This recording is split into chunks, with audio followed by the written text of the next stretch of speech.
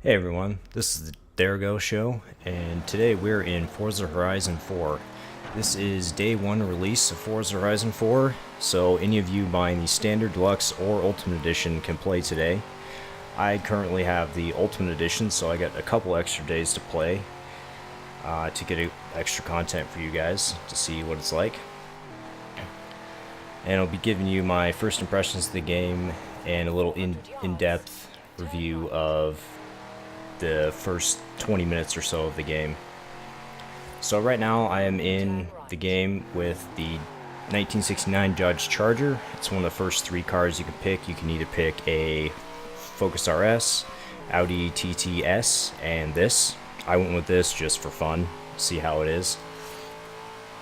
My first impressions of it, pretty good. It's a little easier to drive than it used to be. They've fine-tuned the handling a little bit over Forza Horizon 3, which is nice. The game obviously looks incredible. They've kept the same graphics roughly as Forza 7, which means the world detail is very good, and the car detail is excellent inside and out. So here I'm hopping into my first dirt race. And they've changed these a little bit, not too much though. A lot of the setup is very familiar from Forza Horizon 3. Here I'm driving in to pick my first car, which I picked the Lancia 037. These cutscenes seem to be more well done than the previous games, which is nice. A lot of the voice acting looks right. There's no weird off voicing or any of that, which I could expect from a Turn 10 game. They usually do very well. And your other options are the Escort RS or the Impreza STI. Solid pick. You obviously know your stuff. So we get into our first race, and the races are set up pretty similar to Forza Horizon 3, but not quite like Forza 7. Unfortunately, you just jump right into a race, which is a little bit hard, but take a little getting used to.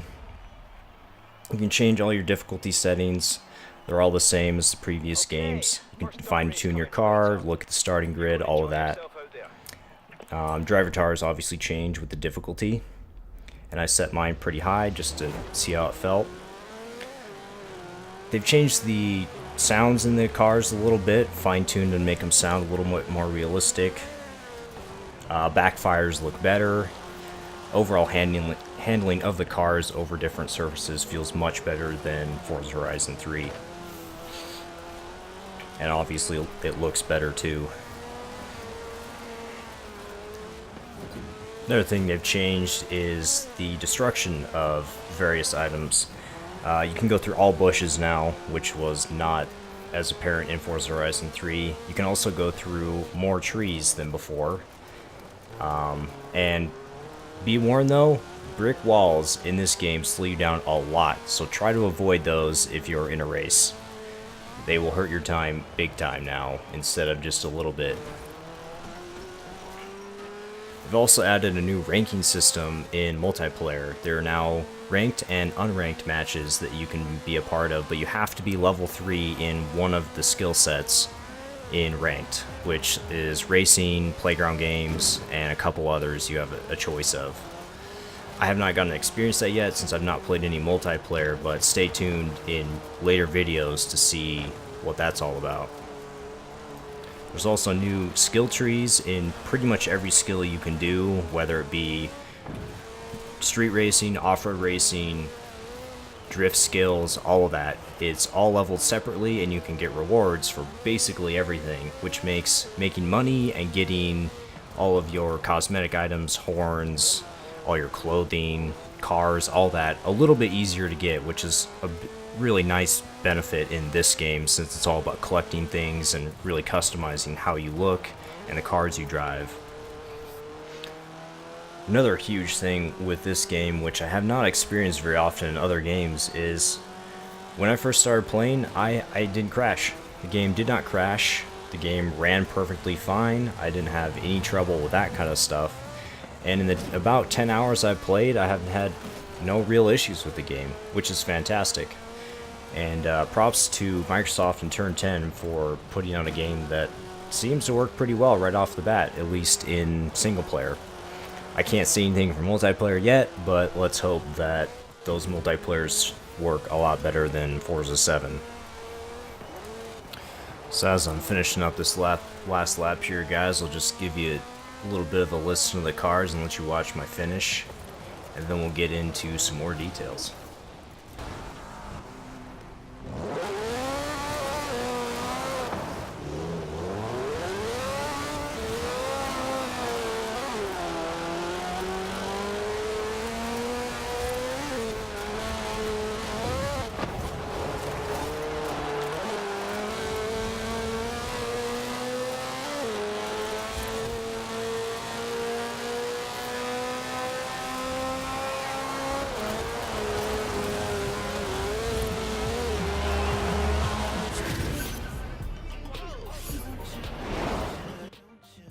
Okay, so there's my first dirt race. The finish, not so great, but I wanted to show you guys how many credits you get roughly per race, which is not too bad. And here's your influence, which is another way to level up in the game, and that's how you get to showcase events and that kind of thing. So here are the two different leveling things. One for my normal level and one for my dirt racing series level, which gets me to new dirt racing events specifically, but not other events. And here we have the first wheel spin I get, and how they look. Didn't do too bad there.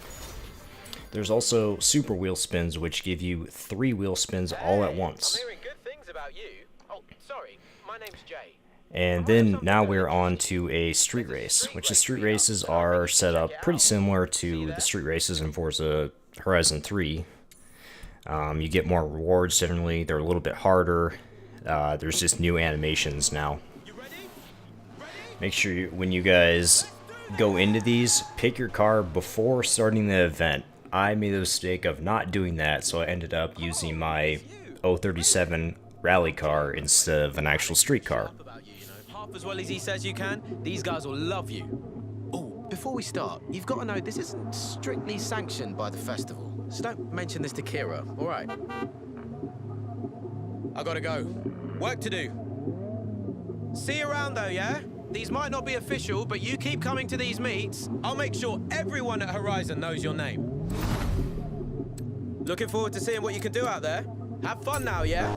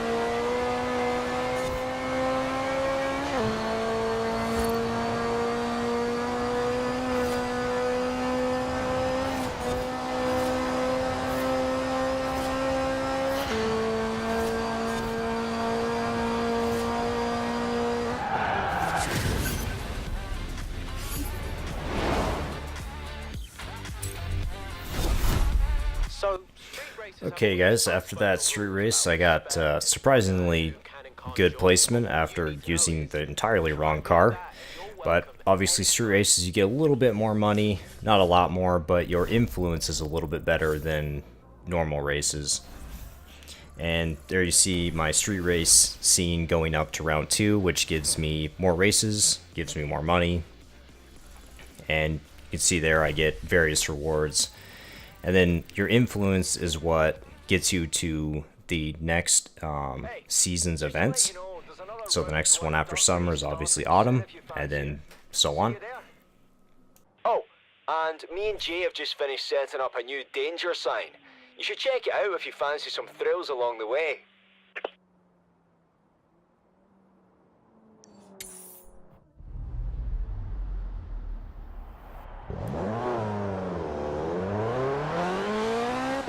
Now as we head towards the next race, I just want to talk a little bit more about how great this game looks when you're in the cockpit of a car. They've definitely kept this from Forza 7, which is a huge improvement over Forza Horizon 3. When you have the game on max detail, the reflections in the window, all the detail of the car, it just looks excellent. When I was racing, I had a problem of just looking at all the detail instead of actually racing for a little bit, but man does it look good. One of the better looking racing games I've ever played.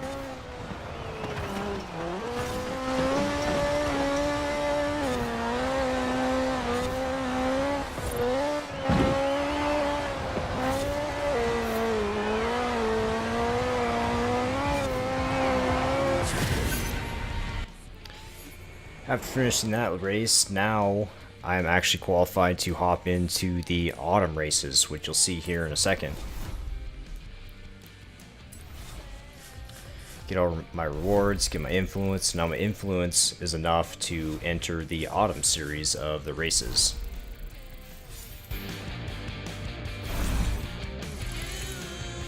Right. Good news is you've made the cut for the Horizon Autumn season. Bad news, obviously, is that it doesn't start until autumn. You don't mind sticking around, do you? Hey, I owe you big time for helping me out earlier.